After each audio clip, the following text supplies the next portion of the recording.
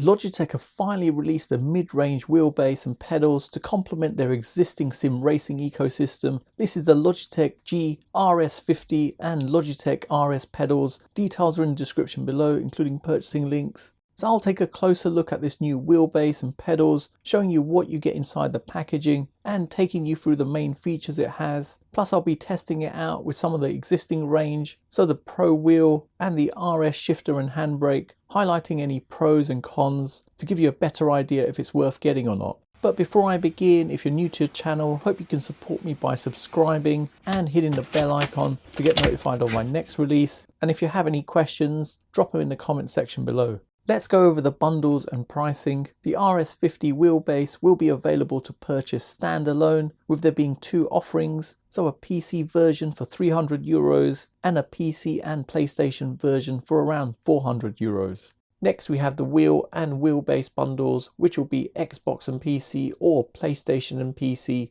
with each one costing around €650.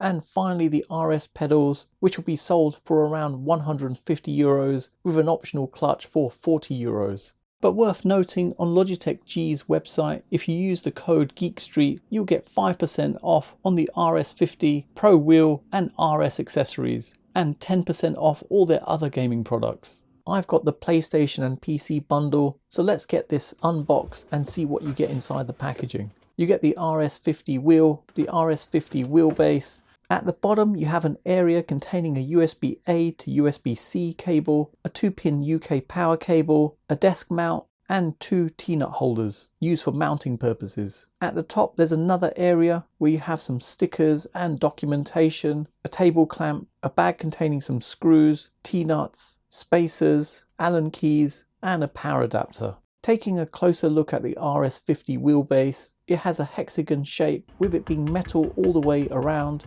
with fins on the top and the top sides. It has the Logitech branding on both sides at the top. The front has a plastic cover and you've got an OLED display with a button next to it, allowing you to make changes to the settings on the wheelbase, together with there being a wheel mount at the front. Over to the back, and that has a plastic cover with True Force written at the top, with a glossy G in the middle, with a stop start button on the left. You've got your ports along the bottom, which consists of a power input with 3 USB-A ports for connecting accessories like the pedals and shifter, and finally there's a USB-C port where the other end connects to your PC or console. Underneath you've got two slide rails where you'd slot in the T-nuts provided, and you use this for mounting purposes. The wheelbase provides 8 Nm of torque, with it supporting True Force, and on first impressions I'm a little bit surprised by the design. I was initially thinking if Logitech released a mid-range wheelbase it would be similar to the Pro wheel in style but just smaller, but I'm really pleased with what they've done, with the design being more like what you'd expect from a direct drive wheelbase, where they've ditched the plastic,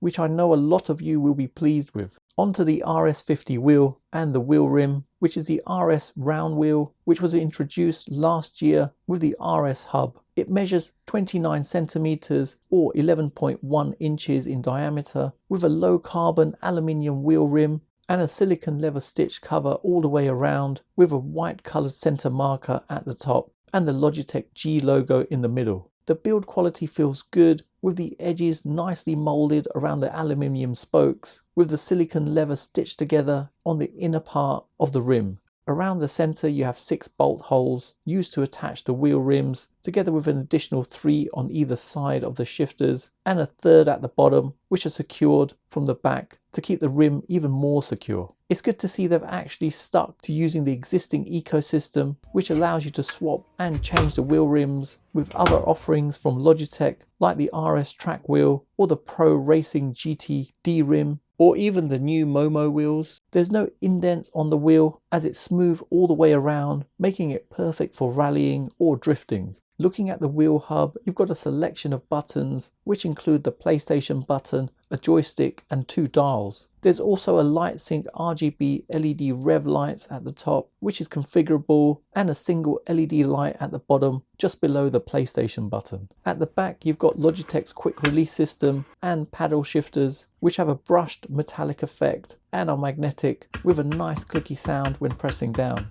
They're adjustable, so you can adjust them by 12mm to suit different wheel sizes. You can do this by unscrewing the 2 screws and pushing the paddle shifters in or out. You can also completely remove them by removing the screws and pulling the shifters away. Let's check out the RS pedals. In the packaging, you get the pedal plate, a box containing documentation, a USB-A to USB-C cable, a selection of small bags which contain the pedal extenders, 2 carpet grippers, an Allen key, together with some spacers, screws, and cable management clips. In the final bag, you get some screws and 2 large spacers, and underneath this cardboard, you have the brake and accelerator pedals. Taking a closer look at the accelerator, it has a large pedal plate and is made from steel, with it finished in matte black. It's spring loaded and works off a Hall effect sensor where it provides the distance travelled. You can change the height of the pedal, but you can't adjust the angle. On the right hand side, you have a Type-C port where the other side connects to the wheelbase, and on the left you have the connection port for the clutch and brake pedals. Pushing down the pedal, and it has a smooth motion with it having a stop point after it's travelled a certain distance. On the brake pedal, which has a smaller pedal plate than the accelerator, and this comes with a 75kg load cell kit that works off the pressure you put on it, just like the brake on a real car. The brake force can be adjusted from 1 kg to 75 kg in the Logitech G Hub app. You also have the ability to customize the feel of the brake. You can do this by lifting the 2 levers at the back and using a different combination of damper and spacers to change how stiff you want the brake pedal to feel.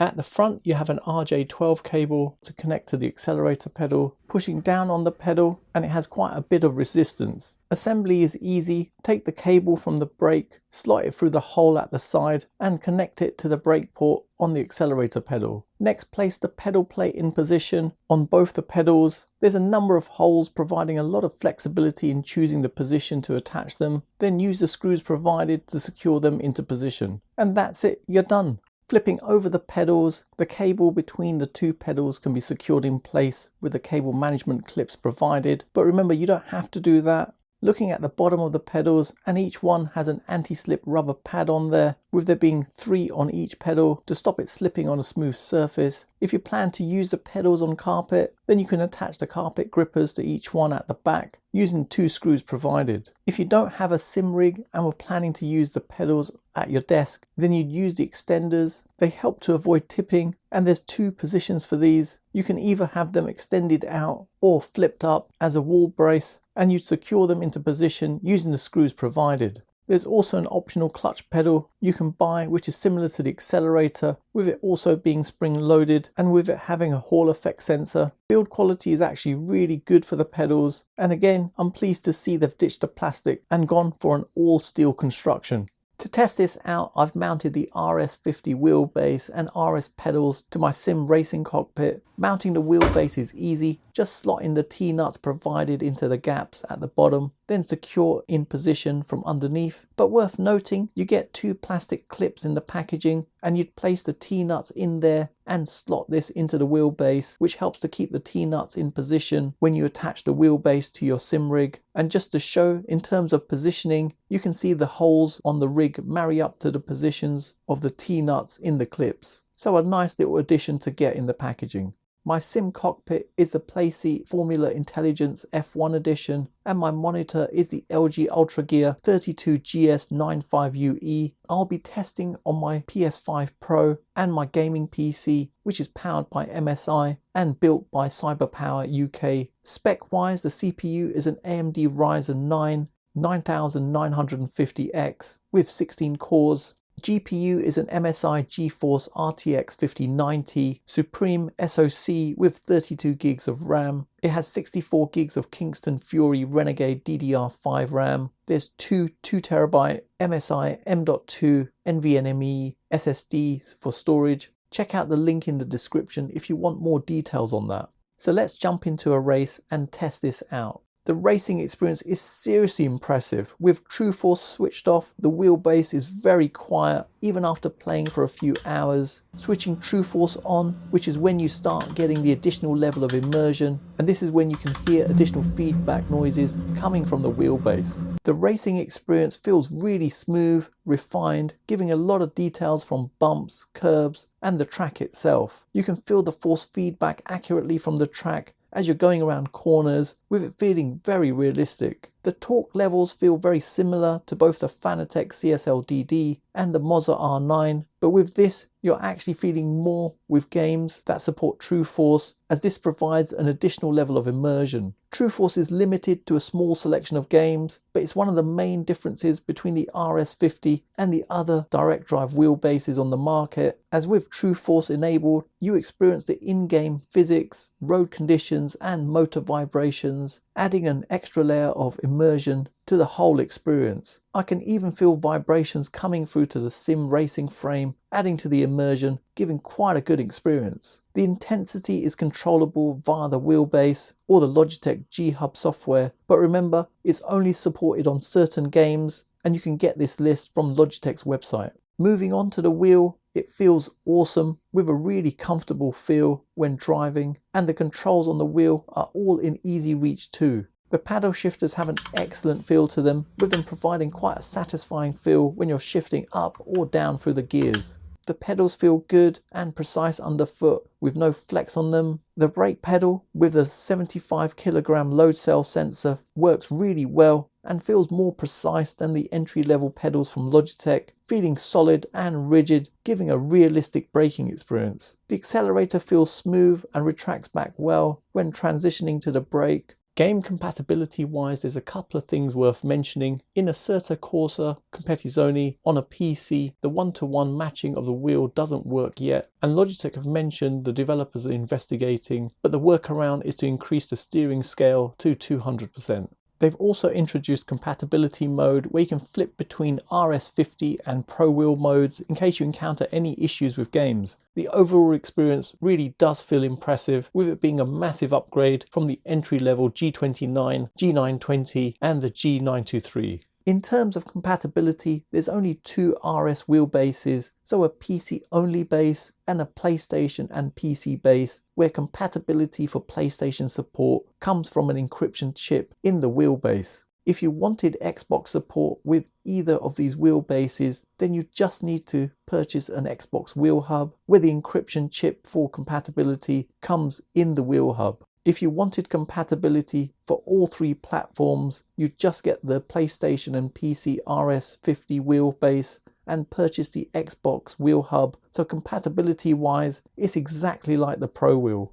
To get the RS50 wheelbase working on a PC, you just need to install the Logitech G Hub software. I've got both the wheelbase and pedals connected separately to my PC, and once you start up the Logitech G Hub app, you're presented with the RS50 wheelbase and RS pedals. Going into the wheel, there's a couple of tabs available. The first tab is the steering wheel, where you can adjust a number of settings related to the wheel, like the operating range, dampener, strength, force feedback filter, and True Force audio effects. Then we have light sync, where you can change the light sync direction and even customize your own, together with changing brightness levels. Selecting pedals, and there's only one tab in here. You can combine the pedals, adjust the sensitivity of each of the pedals, and change the brake force. There's also an advanced option for each of the pedals, where you can select between low, linear and high, selecting the three dots at the side, and you can view the sensitivity curve, with you able to make your own adjustments.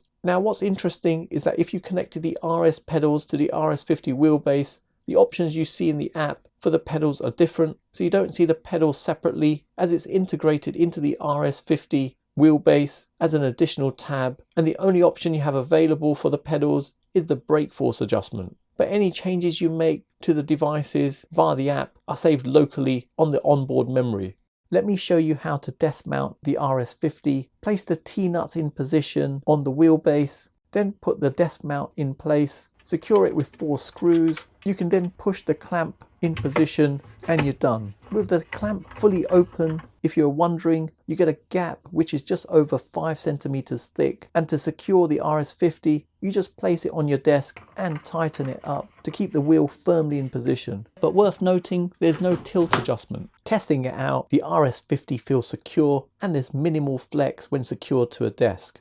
Testing out the RS pedals with the extendable frame length on the floor, and that actually worked quite well. helping to keep the pedals very stable. So I've tested with the extenders open, which stops the pedals from flipping or moving when you brake hard. I've also used the extenders flipped up so they can be braced against the wall, and this worked well too, again with little movement, especially when braking hard. Ideally, if you're going to use the RS50 at a desk, then it's definitely worth getting a racing stand at some point with a chair cradle to keep your chair securely in position. In terms of compatibility with the existing ecosystem, the RS50 wheelbase and RS pedals are compatible with the Pro wheelbase and Pro pedals, so you could use the RS50 wheelbase with the Pro pedals or use the Pro wheel with the RS pedals. Over to the RS shifter and handbrake, that works with the RS50, and if you had the entry level pedals, so the ones you get with the G29, G920 or the G923, then you could just buy the Logitech Racing adapter and connect them to the RS50 wheelbase, which all worked really well. If you already own the G29, G920 or the G923, then you could also use the RS pedals with it using Logitech's Racing adapter, where the dial on the Racing adapter lets you adjust the load cell pressure value.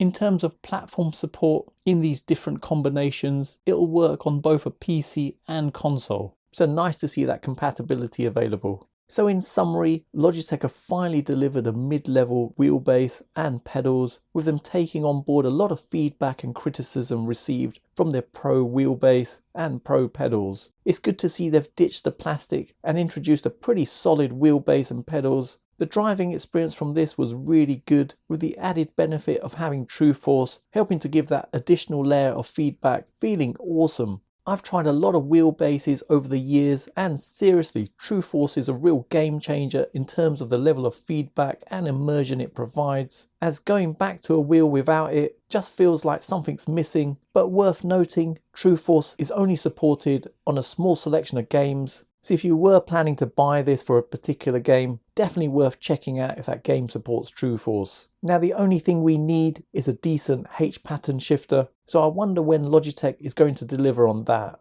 Price wise, for a mid-range wheelbase, it's quite competitive, I'd say, compared to some of the big names out there at the moment, and obviously it's cheaper than the Pro wheel. Negatives wise, I'd say Logitech still lacks in terms of ecosystem when compared to brands like Moza and Fanatec, with them being pretty slow at bringing out new products. And it would have been nice if they did an all-platform bundle with it supporting PC, PlayStation and Xbox, as they'd be the first brand to do that. But regardless of that, they've done pretty well with the RS50 and RS pedals, giving an awesome racing experience. If you want me to do a comparison video, then drop me a comment, let me know what you'd like me to compare it to. So there you have it, you've come to the end of another video, and I hope it's helped anyone thinking of purchasing this. Details are in the description below, including purchasing links. And on Logitech's website, if you use the code GeekStreet, you get 5% off on the RS50 Pro wheel and RS accessories. And you'll get 10% off all their other gaming products.